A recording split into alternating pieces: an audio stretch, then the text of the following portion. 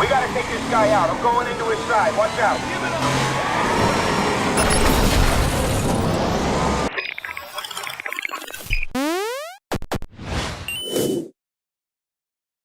Very happy to be joined by Dominique Gay, the senior producer on probably one of the most anticipated next gen, even though it is also going to be current gen games of the year, and that is Watch Dogs. Thank you so much for your time.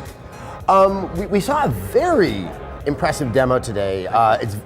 There's nothing in the story. It really kind of demonstrated how dynamic the world is and how you can interact with it. I think it's safe to say that's very ambitious.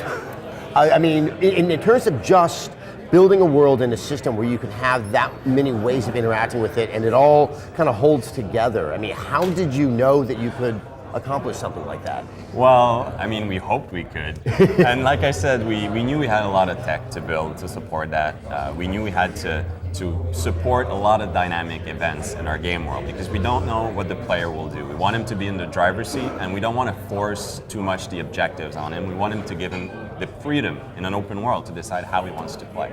So there was a risk, but now I'm happy to say we pulled it off. So if you wouldn't mind sort of detailing, sort of in one given circumstance, what we saw today, you're sort of breaking into a communications tower to then give access to all the internet and communication devices in the area. How diverse are the options for the player in a circumstance like that? There's three core types of players. There's people who like to be very violent. They'll go in guns blazing. Others like to sneak their way through. But we also want to support people who purely want to do things through hacking. And so those things are going to be mixed up by different players depending on their circumstances. So in that case, for that area, there was a lot of security forces. So if you're going to try and fight your way through, the way Colin, our demoist, did it a little bit, you can still use your hacking while you're doing that. So you saw how he was able to throw remotely detonated explosive, hack through cameras to be able to access those from a dead angle, for example. And if he tries to sneak his way around, well then he can hack through every camera, tagging all the security forces so he knows where they are in the layout. Then he's able to use his hacking also to help him along the way. I mean, we showed you how you could hack an object hacked in the gate. You opened up a gate, and then the guard was like, what's going on here? He investigated the gate, and he took him out from behind while that happened. Over there. So, you wouldn't think hacking a gate will help you do stealth, but actually it does. So there's a lot of experimentation how you mix hacking with your other abilities, including driving, actually. So typically in games that often offer diverse choices, I've seen issues where it's not being telegraphed to the player all that well what those opportunities are. You tend to just see one and you hone in on that. I cannot say that for Watch Dogs. In fact, there is so much information that's happening on screen at one time. How do you sort of strike that balance that you don't so overwhelm the player that they don't sort of pick apart how they want to take care of things? Yeah, it's a very good point. I mean, one thing that really helps us is that hacking is simply by looking, it's point and click. You look at something, you see you can hack it, you hit the button and it happens. So the player is going to experiment, he's going to learn what those things do. And we saw when we do play tests with the game, when the players see a new thing, a new system that he can hack into, they cannot resist. There's a big button there in the middle of the screen. They know they can do it, and they do. And then they learn how to use it naturally through experimentation. That's the best way of doing it.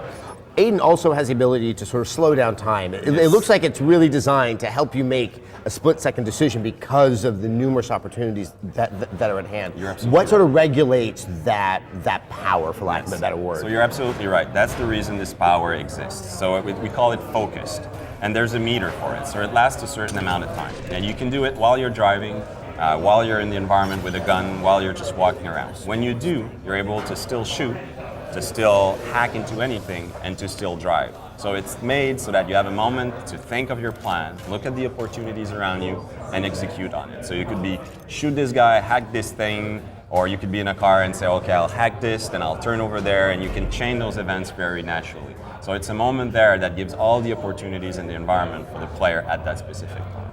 And there's also the notion of reputation, that you are becoming a sort of a better and better known vigilante in this world.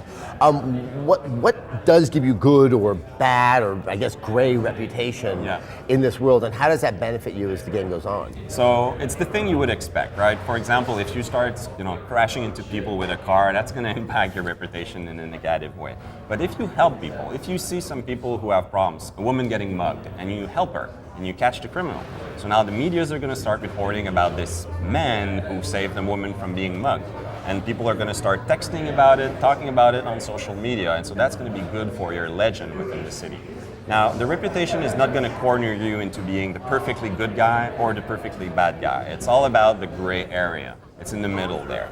And the player is going to have that reflected back to him from people, but also from the medias, right? So they're reporting on him on TV. So that will change sometime how people behave with Aiden. Maybe some people eventually won't even want to call the cops when they see Aiden using his gun, because they'll think it's for the greater good. And then how you go about handling situations. We saw one, it was kind of just a dynamic side mission. A gentleman was about to commit a crime, you chased him down. But in the course of that, quite a few cars were damaged, a lot of mayhem ensued. Does that have a mitigating quality on the amount of reputation that you earn, even though you did get the bad guy in the end? Yeah, so in that case, Colin saw someone who was trying to kill someone else. Now he could have ignored it, he decided to intervene. So that's a good thing. Theoretically, he saved that victim from dying, from being killed with the baseball bat. So he chased the guys through the city, and I agree with you, he caused a lot of chaos on that one. So that's what's basically going to happen is at the end of that event, when he finally managed in this case to catch the guy in the city, well, he's almost scored on how he did it, right? He actually had to shoot him down, but the guy started shooting first, so it was an adequate way of responding to violence. So in this case, it still had a good impact on him. The story would be, well, Aiden Pierce shot down a crazy guy with a gun who was trying to kill someone else. So it's a good story. But like you said, he caused chaos. So the reputation is going to be balancing this eventually. When he goes to kind of hack into the CTOS hub, that obviously opens up a lot of the communication devices in the area. Sort of thematically, you can contrast that with what you see in both the Assassin's Creed and the Far Cry games, all made under that massive houses up there in Ubisoft Montreal. I definitely saw those similarities. Yes. How much of those kind of models of the other games are incorporated into Watch Dogs? We're definitely learning from each other's good things and mistakes. And one of the things that we thought was really great in Far Cry 3 was how when we came back at the office the day after we played, we had stories to tell that were our own. We weren't saying, yeah, I played mission 4, this is what happened. We said, I was attacking a camp I wanted to attack, and a tiger jumped on me. And that was my story, that was my moment. And we thought this is very rich. This is already something we're doing. But we definitely learned from some of the good ideas they had in that game. So I think eventually it's a good thing that we're able to share our good ideas between the project and Ubisoft. I mean, is there any concern that there might, granted we saw just how dynamic the game is, which makes it quite distinct, but that there is sort of a sameness? Are you cognizant to sort of make sure that there is a clear, unique identity to Watch Dogs? Yeah, and I'm not really worried of that happening. I mean, we've been working on it for 4.5 years with a very strong desire to create something new and fresh and relevant. And just the context is vastly different, the core themes are vastly different. But I think it's natural to learn from what are the best games out there. If you look at how Far Cry managed its open world, it was really good. It managed to give me the real sense of being free within an open world. So we learned a little bit from that, for sure. Now, the dream, you are describing, I think, what so many people have wanted to see in the game, which is you really have so many ways that you can interact with the environment around you, and you're seeing response coming back.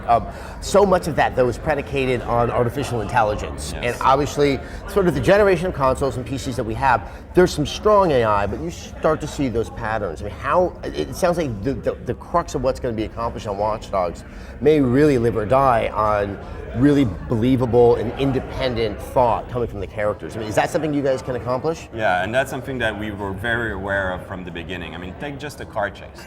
I mean, you can script a car chase. If you die, you restart it, it's always the same.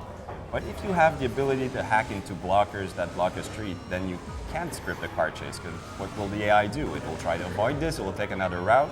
So even just how a car chase happens required us to build a new kind of AI that was aware of all the things that could go wrong, that could steer its way around the city, and that could, react to all the hacks that Aiden is able to do, or all the various tools that he has. And that's true for almost all of the core gameplays that we have in Watch Dogs. So that's why the game took 4.5 years to build. We kind of knew from the beginning we had to build from scratch new ways in AI and in physics and many other areas to support our gameplay. It feels wrong. This isn't your home, but it can be. So one final question. We were watching it. Obviously, it's about sort of a lone vigilante in an urban center. Yeah. You did mention that he has the ability to have IEDs. It's in Chicago. Obviously, you had no idea what the world would be like 4.5 years later. Yeah. There's obviously horrible handgun violence that's happening in Chicago.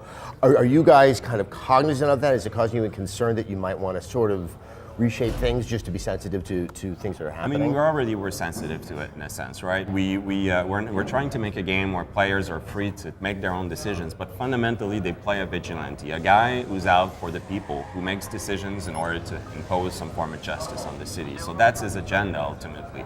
He wants to intervene in people's life for a form of greater good. So this morality is going to be defined by the player, but it's still, in an area that we think is a variable path for players. Well, awesome. Obviously, everything I saw today is maybe all the more intrigued about the game. When is it coming out? It's coming out November 19th in worldwide, and it's going to be coming out on PlayStation 4 as soon as it ships for launch. All right. Well, awesome. Thank you so much for your time, Dominique. Nice talking to you.